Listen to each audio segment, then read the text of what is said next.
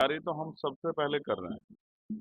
आपको याद होगा, आप भी थे, यही गेस्ट हाउस था, प्रबुजन सम्मेलन में हम लोग आए थे। फिर उसके बाद एक बहुत बड़ी रैली जिसको रोकने का तमाम प्रयास हुआ था और स्थान बदल दिया गया था आखिरी 2 दिनों में।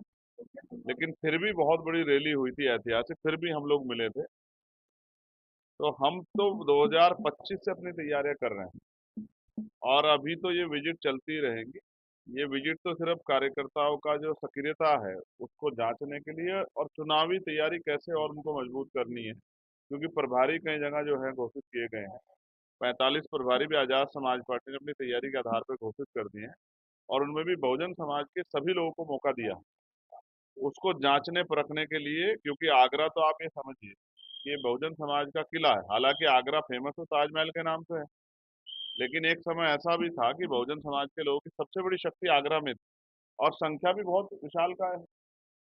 भाई शहर शहर में जो है बहुजन समाज जो है वो 90% के करीब रोजगार भी है, व्यापार भी है। अब ये लड़ाई आगे बढ़े और वो अपनी राजनीतिक शक्तियां बना ले, इसकी तरफ हम लोग फोकस करते बड़ा आंदोलन देश में आरक्षण को लेकर चल रहा है, रिफॉर्म को लेकर हमारी देखने को मिल रही है। हैं। हमारे यहाँ तो सीधी बात हम ये कहते हैं कि देश की लोकशाही जो व्यवस्था है उसमें किसी को भी अगर कोई बात से नाराजगी है तो आप पे अवसर आता है जिससे नाराजगी के खिलाफ वोट करो। और अगर कोई चाहता है कि इस तरह का कोई कानून बन जाए और आंदोलन से काम नहीं चल रहा तो अपनी दल बना ले, दल बना के लोकसभा विधानसभा में आ जाए। ये अगर जो महिला साथी आंदोलन कर रहे हैं, मेरी उनको राय है कि वो सब लोग अपना दल बनाएं और दल बना के आगामी लोकसभा चुनाव में, विधानसभा चुनाव में पार्टिसिपेट करें, अपना संख्या बल बना लें। उनका बहुमत हो जाएगा, बहुमत बना के वो कोई भी कानून पास कर सकते हैं। छात्रों के आंदोलन के बाद छात्रों के आंदोलन के बाद जिन्होंने आप बीजेपी और आरएसएस जयललिता और जयललिता के साथ सीधा संवाद करते हुए 14 से 25 वर्ष की जो ये युवा है ये बहुत सेंसिटिव मामला है जो आप कह रहे हैं, युवा वाला वो भी है, लेकिन पहले इसकी गंभीरता को भी समझना पड़ेगा। आप ये समझिए, जो लोग आज विरोध कर रहे हैं उन्होंने कभी कुछ दिया नहीं। ये तो संवैधानिक व्यवस्था नहीं होती तो आप ये जो चुनावी भाईचारा इसको भी नहीं निभा पाते। और मैं आपको जो बात अब कहने वाला हूँ, आपने बीजेपी का जिक्र किया, उप मुख्यमंत्री का जिक्र किया, ये पूरे आंदोलन के पीछे ही कुछ ऐसी ताकतें हैं जो जातिगत जनगणना और उसके आर्थिक आंकड़ों से डरी हुई, जिनको लगता है कि जातिगत गणना अगर होगी, उसके आंकड़े जारी होंगे तो बहुत सारे लोगों के जो झूठे भ्रम फैलाए टूट जाएंगे। लेकिन इसमें जो दूसरा जवाब है मेरा, वो इनके सवाल से जुड़ता है।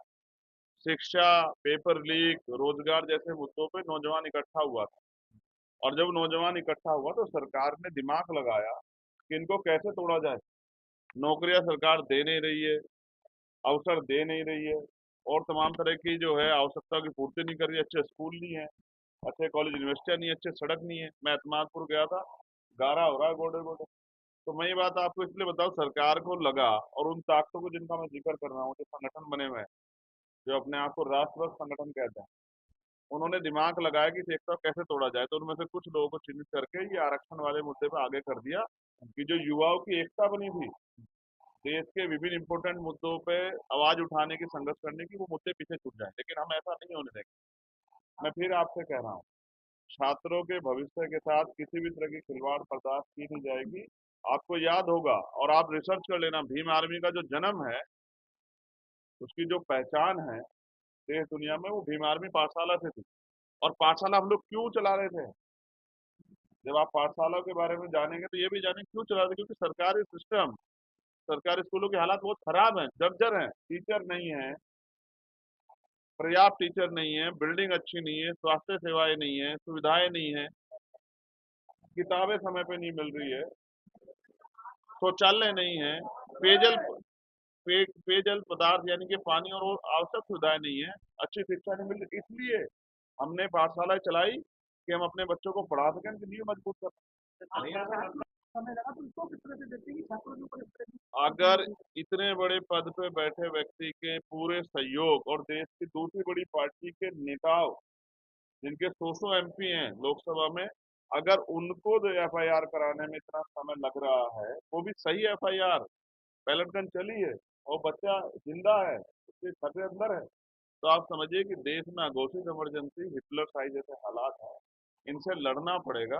हम तो बहुत दिनों से लड़ रहे हैं, लेकिन जब हम संघर्ष करने जाते हैं तो बहुत सारे विपक्ष के लोग ही कहते हैं कि भाई ये तो ऐसे ही संघर्ष कर रहे हैं, सरकार ऐसे थोड़ा ही मानती है, झुकाना पड़ता है, मुकाबला करना पड़ता है।